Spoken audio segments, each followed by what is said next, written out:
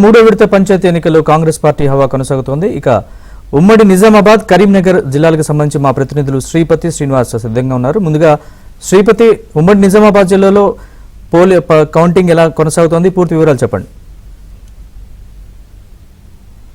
నరేష్, ఉమ్మడి నిజామాబాద్ జిల్లాలో ఫలితాలు వెలువడుతున్నాయి. క్రమంగా గ్రామ పంచాయతీలకు సంబంధించిన సర్పంచులు ఎవరనేది కూడా రిజల్ట్ బయటకు వస్తుంది.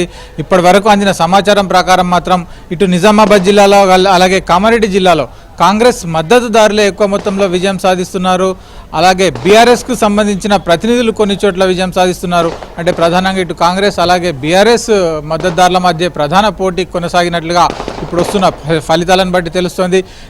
నిజామాబాద్ జిల్లాలో ఇటు ఆర్మూర్ అలాగే బాల్కొండ నియోజకవర్గాల పరిధిలోని 12 మండలాల్లో 165 సర్పంచ్ స్థానాలకు ఎన్నికలు జరిగాయి.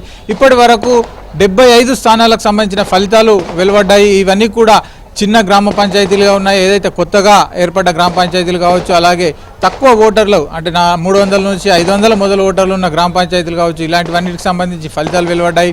వీటిల్లో ఇప్పటి వరకు 50 నుంచి 55 స్థానాల్లో కాంగ్రెస్ మద్దతుదారులు గెలుపొందారు. అలాగే మరో 20 స్థానాల్లో బీఆర్ఎస్ మద్దతుదారులు గెలుపొందారు. ప్రధానంగా ఈ బాల్కొండ నియోజకవర్గంలో బీఆర్ఎస్కు సంబంధించిన మాజీ మంత్రి వేముల ప్రశాంత్ రెడ్డి ప్రాతినిధ్యం వహిస్తున్నారు. ఈ ప్రాంతంలో బాల్కొండ నియోజకవర్గంలో భీమ్గల్, వేల్పూర్, మోర్తాడ్ అలాగే కమ్మర్పల్లి మండలాల్లో ప్రధానంగా బీఆర్ఎస్కు సంబంధించిన మద్దతుదారులు కొందరు గెలుపొందడం వారి ఉనికిని చాటుకున్నట్లుగా కనిపిస్తోంది.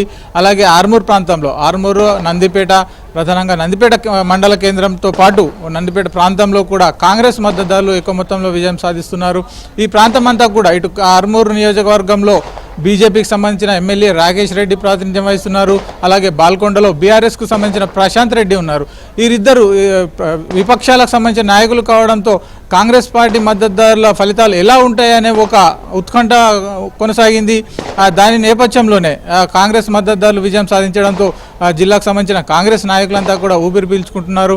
అంటే మొదటి అలాగే రెండో విడత, ఈ 2 విడతల్లో వచ్చిన ఫలితాల ఆధారంగా బేరీజ్ వేసుకుని ఈ 3వ విడతలో కూడా అనుకూల పవనాలు రావడంతో కాంగ్రెస్ నాయకులంతా కూడా హర్షం వ్యక్తం చేస్తున్న పరిస్థితి కనిపిస్తుంది. Naresh, right, thanks for the update Shri.